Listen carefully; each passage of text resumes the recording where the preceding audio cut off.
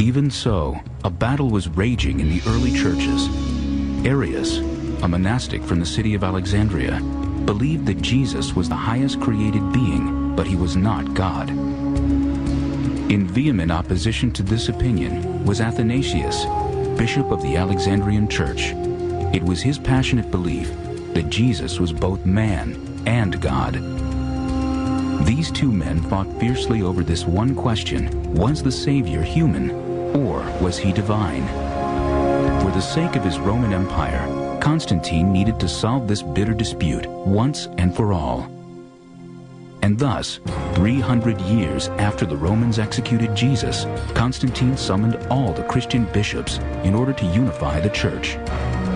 The meeting was to take place in his summer palace in the seaside resort of Nicaea in what is today modern Turkey.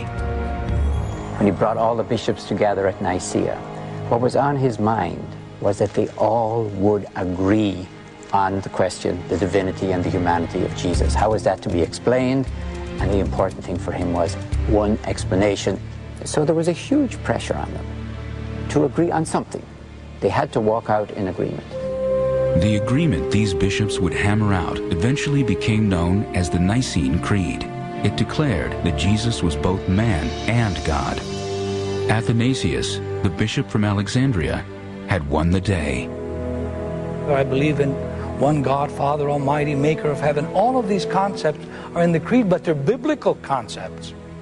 So the point then is, let's put together a work, a volume, a book, a codex. Let us now decide what will go into it, into the canon, that can be acceptable to the entire church. Not one piece here, one piece there, to the entire church. One man who was present at the Council of Nicaea was Eusebius, bishop of Caesarea in Palestine.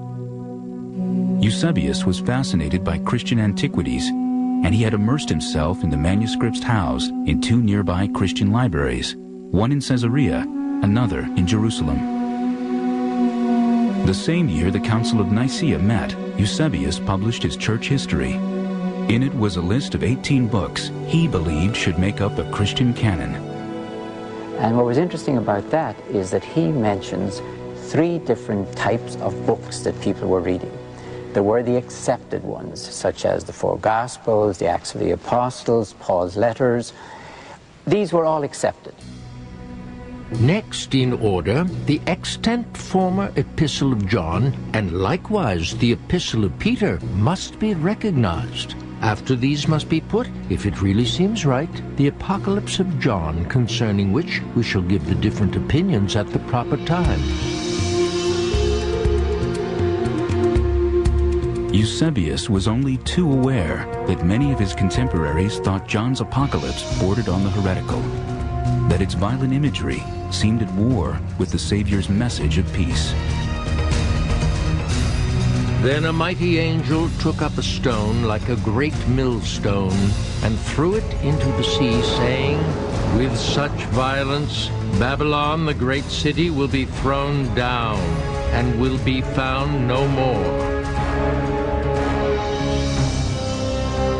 Do you really want to have a book like that in the canon, with all the fire and brimstone and the hatred and the anger and the animosity that is found there? Do you really want all that damnation in the Bible? But he mentions other ones that he thinks are disputed, including ones that we now have in. For example, 2nd and 3rd letter of John, 2nd letter of Peter, letter of James, letter of Jude. He calls them disputed. And he mentions other ones that are not in at the moment. And then there's the heretical ones that are not in anyone's list. Books that were considered forbidden were books that aren't really sanctioned. In other words, you have things like The Shepherd of Hermas that are stories that are being told about Jesus, but they don't have any veracity. They may be part of a certain community's canon, but they're not part of the total canon. In other words, they're not things that people in other parts of the Christian world would recognize. 6 years after the Council of Nicaea, Emperor Constantine sent a letter to Bishop Eusebius, giving him the job of creating an official Christian Bible.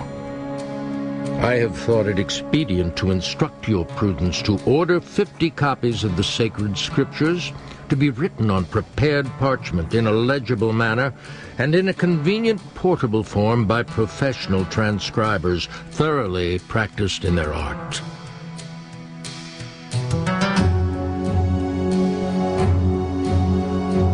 Eusebius simply took the list from the church history he had written, 18 books he believed worthy of inclusion, and assembled these into Constantine's Bible. In stark contrast to Marcion's version of a Christian Bible, this volume combined the Hebrew Scriptures with a set of Christian manuscripts, an Old and a New Testament. 50 beautiful Bibles done on vellum and parchment for the churches of Constantinople. There's no indication that Constantine saw a problem with disputed books or different canons or different lists. That's not there at all. What he seemed to be concerned with is Constantinople, his new capital called after himself, of course, was going to have lots of new churches. He wanted a beautiful Bible enshrined in each of those churches. But this Bible, commissioned by the Roman emperor, was lost to time, and with it, the precise list of books it contained. There are possibilities. For example, we have 2 4th century codices, books of the Bible, the entire Bible. One is called the Codex Vaticanus because it's in the Vatican. The other is the Codex Sinaiticus, which is in the British Library. It was found at Mount Sinai, St. Catherine's Monastery. And we can't be sure of the contents because there's missing pages. If either of these ancient fragmentary documents are indeed copies of Constantine's Bible, it appears their contents differ from Eusebius's list. There are at least 2 disputed books included in Codex Sinaiticus: the Shepherd of Hermas, a popular book among early Christians, and the Epistle of Barnabas. Yet even after Constantine's beautifully rendered Bibles were sent to the churches in Constantinople, it would be another 40 years before a final list of 27 New Testament books would be officially canonized by the Church.